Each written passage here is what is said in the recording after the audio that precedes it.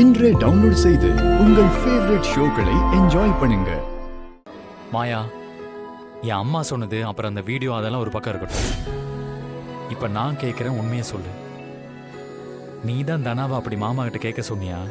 என்ன சீனு, நீயும் என்ன திட்ட போறியா? முதல்ல கேட்டதுக்கு பதில் சொல்லு. ஆமா சீனு, நான் தான் சொன்னேன். தனா கிட்ட நான் தான் அப்படி கேட்க சொன்னேன். ஆனா அவன் அம்மா சொல்ற மாதிரி நான் தனாவை பெரியப்பா கிட்ட இருந்து பிரிக்கிறதுக்காக அப்படி சொல்லல. தனா கதிர் கூட வாழணும்னு ஆசைப்பட்டா. அந்த ஆசைய பெரியப்பா கிட்ட போட்டியில ஜெயிச்சுட்டு வந்து சொல்ல சொன்னேன். பெரியப்பா தனாவுக்காக அதை செய்வாருன்னு நினைச்சேன். ஆனா அவங்க ரெண்டு பேரும் வீட்டை விட்டு வெளியே போற சிச்சுவேஷன் வரும்னோ, தனா அப்படி ஒரு டெசிஷன் எடுப்பானோ நான் எக்ஸ்பெக்ட் பண்ணல. நீ பண்ணது தப்பா இல்லையான்னு எனக்கு தெரியல, ஆனா பண்ண விதம் தப்பு. புரியல. மாமா தனாவை ஆசையா வளர்த்திருக்காரு. கல்யாணம் நடக்கிற நேரத்துல ஊர் அறிய தனாவுக்கு கதிர் கட்டாயப்படுத்தி தாலி கட்டிட்டான். அவன் இடத்துல வேற யாராவது இருந்திருந்தா அன்னைக்கே மாமா இல்லாம பண்ணிருப்பாரு. கதிருங்கிறதுனால தான் அவன் இன்னும் இருக்கான். ஆனா மாமாவுக்கு அவன் மேல அவ்வளோ கோபம் இருக்கு. அவன் தப்பானவன்னு அவர் நம்புறாரு. எனக்கும் கதிர் கேரக்டர் பத்தி இப்ப வரைக்கும் சரியா தெரியல. தனாவுக்கு அவன் அப்படி பண்ணிருக்க கூடாது. நீ ஏன் அவனுக்கு தனாவை கல்யாணம் பண்ணி வச்சன்னு இப்ப வரைக்கும் எனக்கு புரியல. ஆனா கதிர் தனா வாழ்க்கையை கெடுத்துட்டான்னு மாமா நம்புறாரு. அந்த நேரத்துல போய் தனா அவன் கூட வாழ்றன்னு கேட்டா அவர் எப்படி சரின்னு சொல்லுவாரு? தப்பான ஒருத்தனோட தான் பொண்ணு வாழ்றதை எந்த அப்பா தான் சரின்னு சொல்லுவாரு? சீனு, கதிர் நல்லவன்.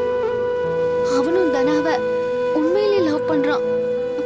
தனாவை நல்லா பார்த்துப்பான். தனா அவன் ஆசை சொல்லியிருந்தா மாமா சம்மதம் சொல்லியிருப்பாருல்ல. நீ சொல்றது எனக்கு புரியுது சீனு. ஆனா அதுக்கான டைம் அப்போ இல்ல. பெரியப்பா வேற கோர்ட்ல டைவர்ஸ் அப்ளை பண்ணியிருந்தாரு. அவங்க ரெண்டு பேரும் அப்பதான் லவ் பண்ணவே ஸ்டார்ட் பண்ணாங்க. அதனாலதான் ஒன்னா வாழணும்னு ஆசைப்பட்டாங்க. இப்போ நீ என்ன கல்யாணம் பண்ணிக்கணும்னு மலை மேல போய் சூசைட் பண்ண போனல. ஆனா நீ அடுத்து என்ன நடக்கும்? பெரியப்பா கோவப்படுவாரே, அப்படி ஏதாவது யோசிச்சியா? அந்த மாதிரி தான் இதுவும். அவங்க சேர்ந்து வாழணும்னு ஆசைப்பட்டாங்க. அதனாலதான் நான் தனாவுக்கு அந்த மாதிரி ஒரு ஐடியா கொடுத்தேன். இப்ப அதுக்காக உன் அம்மா மாதிரி நீயும் என்ன திட்ட போறியா? இல்ல மாயா, உன் இன்டென்ஷன் சரியாதான் இருந்திருக்கும்னு நான் நம்புறேன். இதுக்கு முன்னாடி நிறைய விஷயத்துல நான் உன்னை தப்பா நினைச்சிருக்கேன். ஆனா நம்ம வீடு நம்மளை விட்டு போயிடக்கூடாதுன்னு நீ ட்ரை பண்ணி போராடி காப்பாத்துன. அதுலயே தெரிஞ்சுக்கிட்டேன் நீ இந்த குடும்பத்து மேல எவ்வளவு அக்கறையா இருக்கன்னு. சோ இனிமே எப்பவும் நான் உன் பக்கம் தான் நிப்ப மாயா. நீ தப்பே பண்ணாலும் அதுல ஏதோ ஒரு காரணம் இருக்குன்னு தான் நான் நம்புவேன். தேங்க்ஸ் சீனு, நீ என்ன புரிஞ்சுக்கிட்டல்ல, அது போதும். இங்க பாரு மாயா, இனிமே என்ன பிரச்சனை வந்தாலும் நான் உன் கூட தான் நிப்பேன். என்னால முடிஞ்ச ஹெல்ப்ப நான் உனக்காக செய்வேன். வைஃப் ஹஸ்பண்ட் கிட்ட ஹெல்ப் எல்லாம் கேட்க மாட்டா. ஹஸ்பண்டோட சப்போர்ட் மட்டும் இருந்தா போதும்.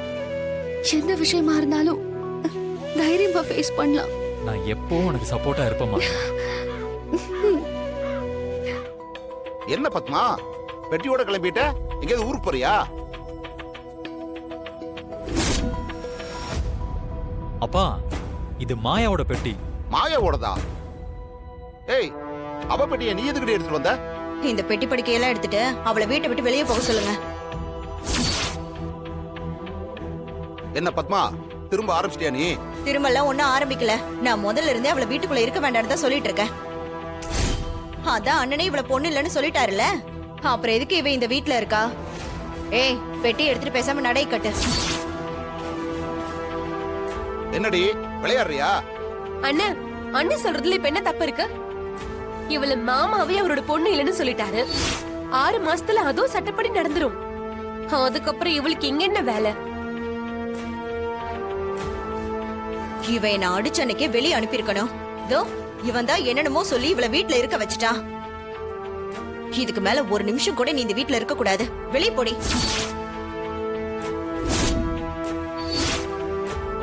மா ஏமா அப்படி பண்ணிட்டு இருக்கீங்க? மாயா எதுக்குமா வெளியே போகணும்? ஏய், என்ன அடிச்ச இவ இனிமே இந்த வீட்ல இருக்க கூடாதுடா. இவளாலதான் இந்த வீட்ல எல்லா பிரச்சனையும் வந்துட்டு இருக்கு. ஐயோ அம்மா ப்ளீஸ்மா, நான் சொல்றத கொஞ்சம் கேளுங்கம்மா. முடியாதுடா சீனு. இவ இந்த வீட்டை விட்டு போயே ஆகணும். யார் சொன்னாலும் இனிமேல் நான் கேட்க மாட்டேன்.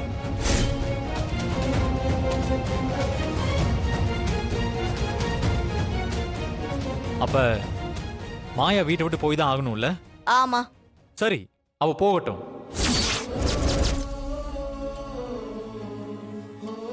டேய் சீனு, என்னடா சொல்ற நீ? இல்லப்பா, அம்மாக்கு தான் மாயா இங்க இருக்கிறது பிடிக்கல. அப்புறம் எதுக்கு அவ இங்க இருக்கணும்? அவ இங்க இருக்க வேண்டாம், அவ போட்டும். ஏய், எதுக்கு இங்கேயே நிக்கிற? அதான் சீனுவே சொல்லிட்டான்ல, கிளம்பு கிளம்பு போ. மாயா ஒரு நிமிஷம்.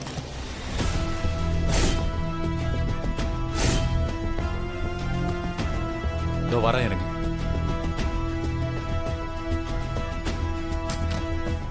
இதுவும் இவளோட பெட்டி தானா? இல்ல, இது என்னோடது. சரி மாயா, நீ பெட்டி எடு, நம்ம கிளம்பலாம். ஏய், சீனு. ஏய், ஏய். என்னடா எங்கடா போற? ஆமாமா, என் பொண்டாட்டியை வெளியே அனுப்பிட்டு நான் மட்டும் எப்படி இங்க இருக்கிறது?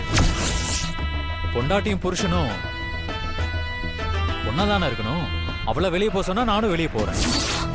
ஏய், ஆமாடா, நீ சொல்றதும் சரிதான். இரு வரேன். எங்க என்னன்னு நீங்களும் பேக்கோட வரீங்க? ஆமாமா, என் மகனும் மருமகளும் இல்லாத இடத்துல நான் எதுக்காக இருக்கணும்?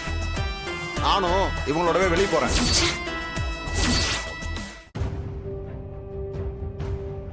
அப்பா, அப்போ அம்மா? டேய், அவளும் நம்ம கூட தான் வர்றா. அவ பையும் சேர்த்து தான் எடுத்துட்டு வந்திருக்க.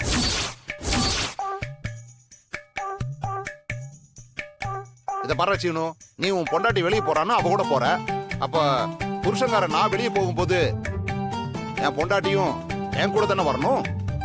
அதான உலக வழக்கம். என்ன பத்மா, போலாமா? சரி, அப்ப வாங்க நம்ம எல்லாரும் வெளியே போலாம். எட்ரா, எடு. பத்மா வா வா போலாம். நாம என் அம்மா ஊருக்கு போவோம். அவங்க தான் நம்மளை பார்க்கணும்னு கேட்டுக்கிட்டே இருந்தாங்க.